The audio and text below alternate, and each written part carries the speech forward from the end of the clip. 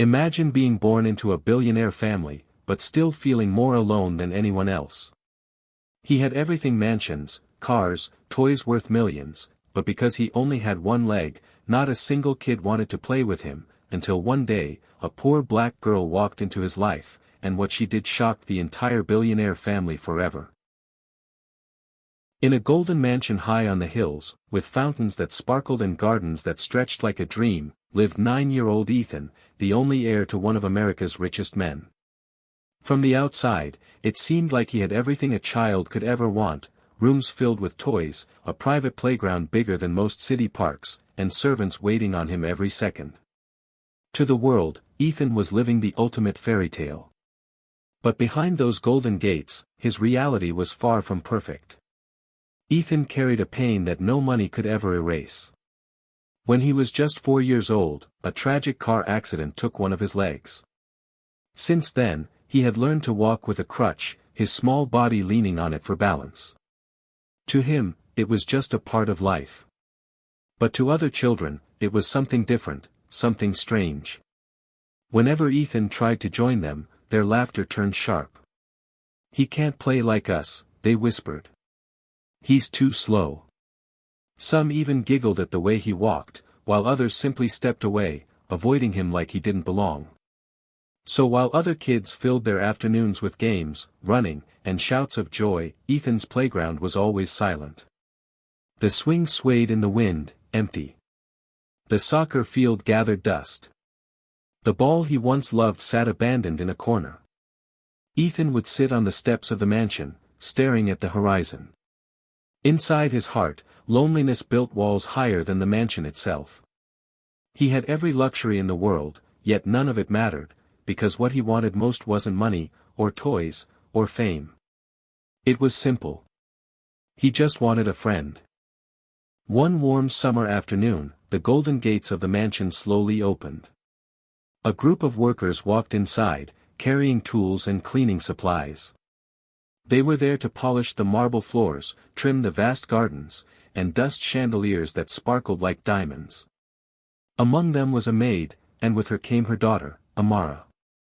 She was about Ethan's age, but her life couldn't have been more different. Her clothes were simple, her shoes worn from walking, and her eyes carried both innocence and quiet strength. For Amara, stepping inside the billionaire's estate was like entering another world, one filled with fountains, statues, and gardens that looked endless. While the adults were busy, Amara wandered into the backyard, curious about the massive playground. That's when she noticed him. Ethan, sitting alone on the steps, his crutch beside him, and a soccer ball resting at his feet. His head was lowered, his face quiet, as though the world had already told him he didn't belong. Most children would have looked at him, felt awkward, and turned away. That's what he was used to, being ignored, avoided, left behind. But Amara was different. She didn't see his missing leg. She didn't see his crutch. What she saw was a boy, sitting alone, waiting for someone to notice him. With a bright smile, she bent down, picked up the ball, and rolled it gently toward him. "Wanna play?" she asked, her voice light, as if it were the most natural thing in the world. Ethan froze. His eyes widened in disbelief. No one, not at school, not at parties, not even once, had ever asked him that before. At that moment, his lonely world cracked open. And for the first time, hope stepped in. At first, Ethan's face turned red. He stared down at the ball, then at his crutch, and whispered softly, "I can't. I only have one leg." His voice cracked as if those words had been rehearsed 1,000 times before, like an excuse he had been forced to repeat again and again to anyone who ever asked him to play. But Amara didn't flinch. She didn't pity him. She simply shrugged and smiled. "So what? Then we'll play a new game, one that works for you." Her tone was so natural, so matter-of-fact, that it left Ethan stunned. She rolled the ball gently toward him, clapping her hands in encouragement. Ethan hesitated, his body stiff with fear of failing, of being laughed at again. But something in Amara's smile gave him courage. He lifted his leg, gave the ball a small kick, and it rolled back to her. Amara clapped loudly, cheering as if he had just scored the winning goal in a championship. Yes. That's perfect. Let's do it again. Ethan couldn't help but grin. He kicked it again, a little harder this time. She chased after it, laughing, then passed it right back. And just like that, the game began. They invented their own rhythm, their own rules. There were no teams, no winners, no losers, just two kids sharing joy. As the minutes passed, something incredible happened. For the first time in years, Ethan laughed freely. It wasn't the ball that made him happy, it was the feeling of being seen, accepted, normal. The sun began to sink behind the hills, painting the sky orange and gold. But neither of them noticed. For Ethan, the mansion no longer felt like a prison, it had finally become a playground. From the tall marble balcony overlooking the garden, Ethan's father stood in silence. His sharp suit reflected wealth, his presence commanded respect, but at that moment, he wasn't the billionaire tycoon the world knew. He was just a father, watching something he had longed for but never managed to give his son, pure happiness. For years, he had poured millions into fixing Ethan's sadness.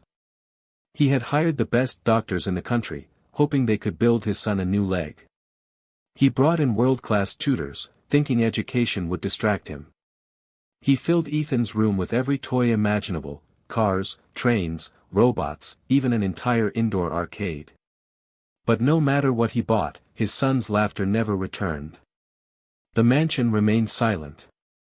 And yet, here she was, this poor little girl with no riches, no toys, no status, playing with Ethan as if he were no different than anyone else.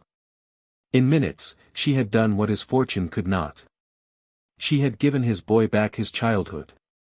That evening, the father called for Amara's mother. The staff whispered nervously, assuming the worst. They thought he would scold her for letting her daughter wander, for breaking the invisible rules of the mansion. But when Amara's mother entered, trembling, the billionaire's eyes softened. He gestured toward the garden where Ethan and Amara were still laughing under the fading sunset. Then, with a voice heavy with emotion, he said words no one expected, "Your daughter gave my son something I could never buy, happiness." In that moment, the mansion felt different. No longer just a place of wealth, it became a place where true connection had finally broken through the walls of loneliness. From that day forward, Amara was no longer just a visitor in the mansion, she was family. Every afternoon, the sound of laughter returned to the golden halls as she and Ethan played together. They invented games that didn't need running, games that made Ethan feel strong, not limited. For the first time, his crutch wasn't a symbol of weakness, it was just part of who he was. As the years passed, their bond only grew deeper. Amara encouraged Ethan to step outside his comfort zone. She pushed him to believe in himself, to speak up, to dream big. When kids at school tried to mock him, Amara stood by his side, fierce and unshakable. "You're not less," she would say. "You're more than they'll ever know." And Ethan, in return, gave Amara something just as valuable. He opened doors for her that had always been closed.